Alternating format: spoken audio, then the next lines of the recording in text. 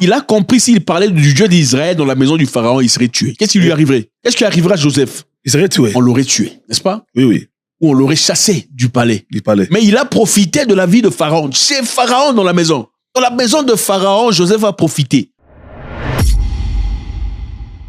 Dans la vie, j'ai pitié des personnes qui disent « Moi, je ne dis que ce que je pense. Je ne dis que la vérité. Et je m'en fous si la vérité blesse, moi, je dis ma vérité. » La plupart des gens qui réfléchissent comme ça ne vont pas très loin dans la vie. Parce que dans la vie, le secret de la réussite, l'un des secrets en tout cas, c'est de plaire aux gens. Oui. Il est impératif que vous plaisiez. Moi, je m'en fous, j'ai pas besoin de plaire à qui que ce soit. C'est-à-dire, ce que vous pensez dans la vie, quelquefois, peut soit vous pousser de l'avant ou vous reculer de l'arrière. Quand vous dites ce que vous pensez à chaque occasion, vous ne ratez pas. Vous risquez de vous faire des ennemis comme pas possible. Gardez dans votre cœur ce que vous pensez. Hein, votre vérité que vous avez là, il faut garder ça pour vous. Vous n'êtes pas obligé de dire à vos collègues ce que vous pensez vraiment au directeur. Okay? Vous n'êtes pas obligé de dire au directeur directement ce que vous pensez vraiment de sa façon de gérer les gens. Parce que c'est toi qui sais comment on dit la vérité aux gens. Okay? Pense ce que tu as envie de penser. Tu penses que ta religion est meilleure que la religion des autres. Ce n'est pas une obligation de dire à tous les gens c'est mon Dieu qui est le bon Dieu. Parce que attention, parmi ces personnes à qui tu parles, il y a des gens qui peuvent te placer des bâtons dans le roue qui vont vraiment t'embrouiller. Et crois-moi, même les prières dans lesquelles tu vas entrer là, ce seront des prières gratuites parce que tu n'en avais pas besoin initialement. Il faut savoir garder dans son cœur des choses qui sont des idées fortes, mais des idées qui auront du mal à être acceptées par certaines personnes. Parce que pour avancer dans la vie, vous avez besoin des gens. Mais quand vous héritez les mêmes gens dont vous aurez peut-être besoin pour avancer dans la vie, vous placez les bâtons dans le roue vous-même. Donc, pensez ce que vous avez envie de penser. Mais comporte-toi comme tout le monde. Mais comporte-toi comme tout le monde. Mon père avait l'habitude de dire, quand tu vas quelque part dans un village et les gens dansent à gauche, tu fais quoi? Toi aussi danse à gauche. Même si tu ne crois pas qu'il faut danser à gauche, danse d'abord à gauche pour pas donner l'impression que tu te sens supérieur à tout le monde. Parce que les gens dans leur nature aiment être acceptés et aiment appartenir. Maintenant, quand toi tu viens dans leur espace et tu donnes l'impression de ne pas appartenir, ils ont l'impression d'être jugés. Tu deviendras l'ennemi. Oui. Comme il y a d'autres pays, c'est obligatoire d'enlever les souliers avant d'entrer dans la maison. Tout à fait. Tu entres pieds nus.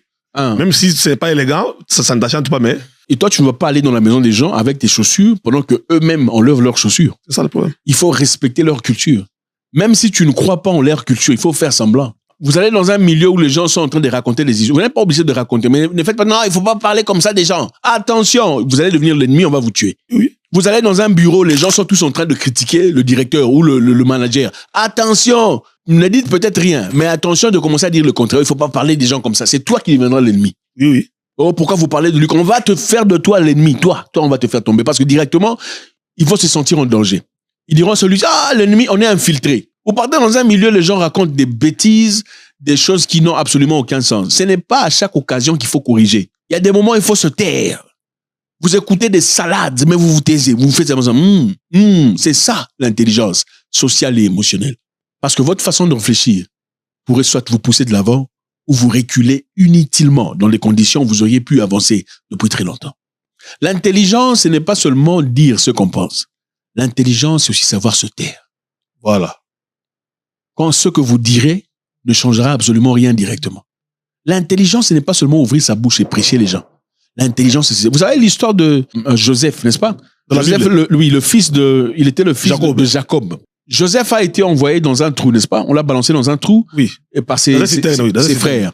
Et il y a des gens qui l'ont pris et on l'a emmené en Égypte, n'est-ce pas? Égypte. Joseph, miraculeusement, est devenu premier ministre ou je sais pas, vice-roi, quelque chose comme ça, n'est-ce pas? Ok. Pendant qu'il vivait dans la maison du pharaon, vous pensez que Joseph ne connaissait pas le Dieu d'Israël?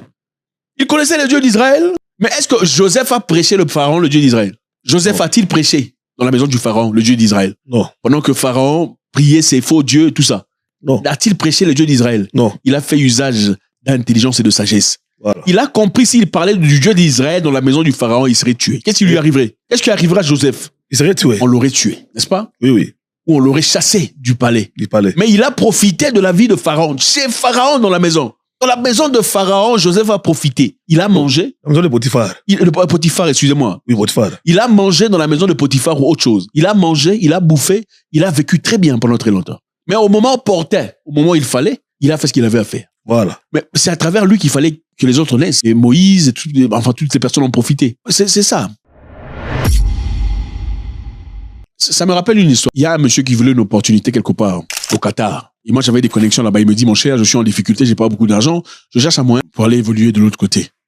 J'ai parlé à des gens que je connaissais, des gens à qui on a fait connaissance depuis le sport et tout le bazar, des gens bien établis, tout ça, des locales. Il me dit, il n'y a pas de souci, envoie-moi ses documents, son CV, il n'y a même pas besoin de... Écoute, je te fais confiance. Oui. Je te fais confiance. OK, on va lui faire un truc bien. Le monsieur, il est marié? Oui. Il a des enfants? Ah, super, on veut des gens comme ça. On lui a fait un salaire super. Je sais pas, c'était 5 000 ou un truc comme ça à la fin du mois. Un truc vraiment gros. 5 000, enfin bref, 5 000 le mois. 5 000 euros de garantie, sans taxe, zéro. Le monsieur a dit, je veux venir, mais je sais pas comment faire avec mes histoires. Du monsieur, il n'y a pas de souci. Laissez tomber vos histoires. Laissez tomber vos chaises, vos sièges, vos réchauds. On va vous acheter. Moi, je vais vous acheter. Il a pris ses clics et ses claques et sa femme sont partis là-bas. Il fait là-bas, au Moyen-Orient, à peine arrivé au boulot. Le premier jour, il rencontre le musulman. Il dit, bonjour chef, je suis vraiment ravi de vous rencontrer. Ça fait un gros plaisir. Est-ce que je peux vous parler pendant un temps? C'était un monsieur qui priait beaucoup. L'arabe lui dit, il n'y a pas de souci, viens dans mon bureau, entre. Il entre dans le bureau de l'arabe. À peine ainsi, il dit, bon, ça fait vraiment plaisir d'être là. Tu es quelqu'un de bien et Dieu t'aime beaucoup. Et je veux que tu comprennes que Dieu t'aime. Jésus t'aime. Il faut prier le vrai Dieu. Ta vie sera bien meilleure. Tu comprendras combien Dieu... Un monsieur à qui on a fait une opportunité dans un pays arabe, l'arabe vient à peine de le recevoir, il veut prêcher Jésus à un arabe. Un monsieur africain à qui on vient de donner une opportunité pour aller vivre dans un pays au Moyen-Orient avec un salaire de 5 000 euros. On lui a payé 5 000 euros en avance avant de finir. Avant même de 5 000 euros avant de commencer. On lui a cherché des possibilités. Sa femme n'a pas besoin de travailler. On lui a acheté des histoires à la maison. On l'a établi. Les sièges, tout ça, ça t'appartient. À peine arrivé le même jour où il raconte l'arabe, il lui dit, je veux te prêcher Jésus. Donc, peut-être lui, il croyait que s'il prêche Jésus, il ne va pas offenser l'arabe. Quelle imbécilité! Oui. Mais quelle imbécilité! Un arabe, tu vas chez lui, là-bas, d'abord, les églises sont presque... Tu vas prêcher Jésus à un arabe? Tu viens dans la misère, la souffrance, les douleurs. Tu vas pourquoi? Tu n'es pas obligé de tout dire dans la vie. Il y a des histoires auxquelles tu crois. Garde ça dans ton cœur. Peut-être que le temps n'est pas encore là. Quand le temps viendra, peut-être que tu pourras en parler. Quand tu es en position de faiblesse, il faut savoir comment bouger avec la vague. C'est ça l'intelligence émotionnelle.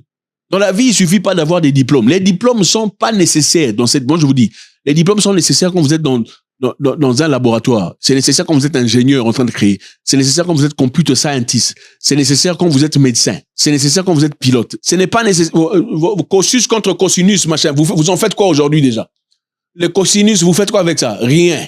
Ça vous apporte combien? Vocabulaire en français, ça vous donne combien d'argent? Zéro, nada. Ce n'est pas ce qui vous donne les opportunités de vie. L'opportunité de vie, c'est quoi? Il faut vous faire aimer par les gens. Il faut que ceux qui vous engagent, ceux qui vont travailler avec vous, apprécient votre personnalité, votre présence. Il faut plaire aux gens. C'est sorte des imbéciles qui disent, moi, je dis les choses comme je veux. Je m'en fous de ce que ce n'est qu'un imbécile qui peut penser comme ça. Moi, je ne change pas ma façon de... On ne peut pas me forcer. C'est sorte des imbéciles. Une personne intelligente dira, ah oui, tu as raison. Non, même s'il ne pense pas que tu as raison. Ah oui, tu as raison. Il sait comment diluer l'histoire et passer à autre chose. Parce qu'il comprend que avoir raison ou tort pourrait lui risquer les opportunités de vie pendant qu'il est là. Il y a des gens qu'on ne corrige pas. J'ai vu un imbécile, excusez-moi. Excusez-moi. J'ai vu un monsieur là, en train de corriger un monsieur riche. Hein, un monsieur qui, enfin, c'est une personne qu'on appréciait, un multimillionnaire, centaines de millions de dollars, en train d'expliquer comment il gagne de l'argent sur le stock exchange au Singapour, en train d'expliquer. Le monsieur dit non, vous savez, les choses, ça fonctionne pas comme ça, avec la guerre en Ukraine. Et un monsieur très intelligent, un monsieur que je connais, très intelligent. Non, tu vois, avec la guerre en Ukraine, le prix du pétrole, cet investissement, mais il est en train de contredire un monsieur qui activement est en train de faire beaucoup d'argent à travers la guerre en Ukraine. Mais lui dit, mais avec la guerre en Ukraine, les choses ont changé. D'ailleurs, le Japon, il a raison sur toute la ligne.